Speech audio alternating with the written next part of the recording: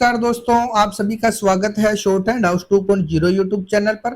दोस्तों, यह डिक्टेशन संपादकीय मैटर पर आधारित है तथा 80 शब्द प्रति मिनट की गति से रिकॉर्ड की गई है, जिसकी आउटलाइन का लिंक आपको वीडियो के डिस्क्रिप्शन में दिया गया है, जहां से आप इसकी आउटलाइन प्राप्त कर सकते हैं। इसी तरह की और डिक्टेशन प्राप्त करने के लिए आप हमारे चैनल को सब्सक्राइब करें तथा वीडियोज को लाइक एवं शेयर करें। डिक्टेशन स्टार्ट होगी 5 सेकेंड बाद। स्टार्ट। इजराइल और ईरान के बीच अघोषित युद्ध का दायरा फैलता ही जा रहा है। इजराइल द्वारा हमास और हिजबुल्लाह के शीर्ष नेतृत्व के सफाये से बौखलाए ईरान ने इजराइल पर करीब 200 बैलिस्टिक मिसाइल दागकर मध्य पूर्व में पहले से लगी हुई आग को और भड़काने का ही काम किया है।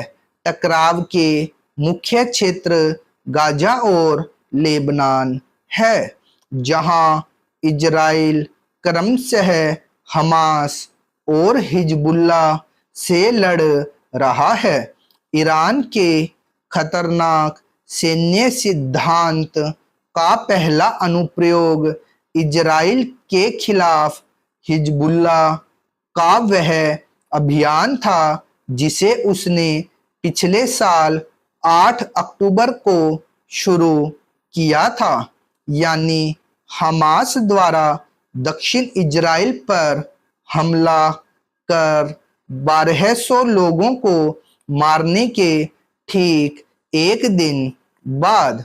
तब हिजबुल्लाह ने दावा किया था कि इजराइल के खिलाफ उसके हमले हमास के समर्थन में है। पश्चिम एशिया में बढ़ती हिंसक अराजकता के दौर में कोई स्पष्ट विजेता नहीं है और न ही होगा। हमास की सैन्य क्षमता लगभग खत्म सी हो गई है। हिजबुल्लाह को इजराइल के साथ 4 दशकों के संघर्ष में इतना नुकसान पहले कभी नहीं झेलना पड़ा जो उसने अब झेला है। पर हमास और हिजबुल्लाह के शीर्ष नेतृत्व का खात्मा करने के बावजूद इजराइल सामरिक लाभ हासिल करने की स्थिति में नहीं है। उसका उत्तरी क्षेत्र लगभग पूरी तरह से निर्जन है। निर्दोष लोगों की हत्याओं और भारी विनाश के कारण इजराइल की रही सही अंतरराष्ट्रीय प्रतिष्ठा भी धूमिल हुई है। उसकी अर्थव्यवस्था गंभीर संकट से गुजर रही है। पुलिसिंग सहित कानून प्रवर्तन व्यवस्था चरमरा रही है। न्याय व्यवस्था की निष्पक्षता पर सवालिया निशान लग रहे हैं, क्योंकि 1 साल से ज्यादा समय से नेतन्याहू सरकार ने सुप्रीम कोर्ट समेत दर्जनों न्यायिक नियुक्तियां रोक रखी है। सबसे अफसोसजनक बात यह है कि इजराइल के पास हमास और हिजबुल्लाह पर हमले जारी रखने के अलावा कोई विकल्प नहीं है। मौजूदा स्थिति से निपटने के लिए इजराइल के पास कोई कूटनीतिक रणनीति भी नहीं है। ईरान में नेतृत्व परिवर्तन की नीति नेतन्याहू के लिए राजनीतिक रूप से फायदेमंद हो सकती है, पर इससे इजराइल की मौजूदा सुरक्षा चुनौतियों का समाधान नहीं निकलेगा। अंतरराष्ट्रीय अलगाव से बचने के लिए नेतन्याहू अमेरिका के भीतर गैर लोकतांत्रिक राजनीतिक शक्तियों की ज्यादा से ज्यादा मदद ले रहे हैं। वह किसी भी कूटनीतिक पहल से पहले हमास और हिजबुल्लाह को नेस्तनाबूद कर देना चाहते हैं।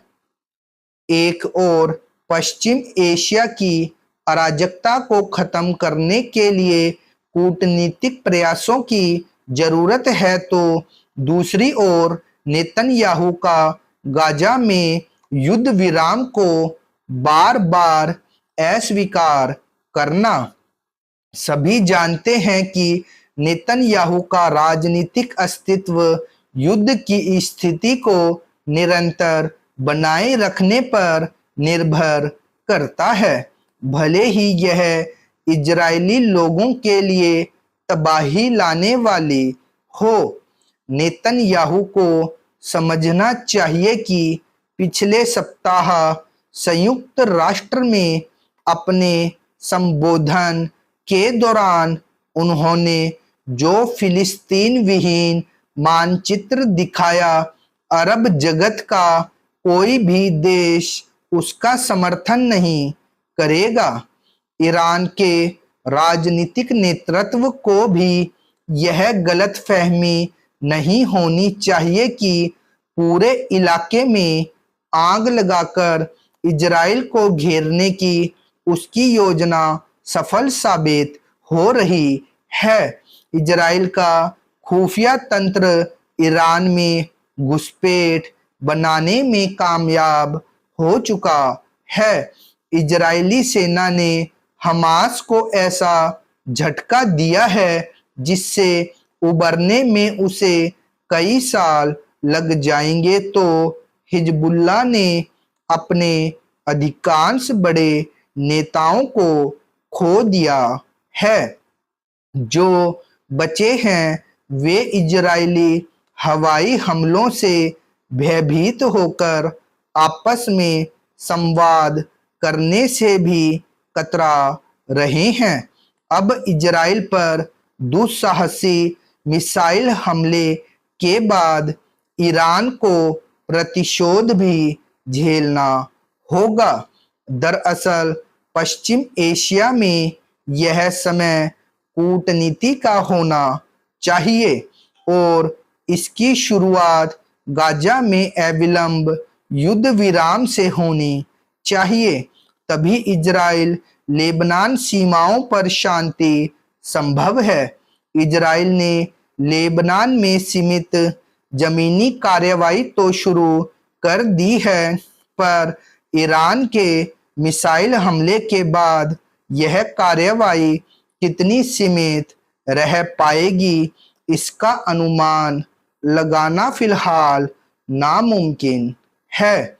युद्ध विराम जरूरी है, पर यह एक और इस पर निर्भर करता है कि नेतन्याहू कितना सहयोग करेंगे, तो दूसरी ओर इस पर कि अमेरिका इजराइल को सूझबूझ से निर्णय लेने के लिए कितना विवश कर पाता है।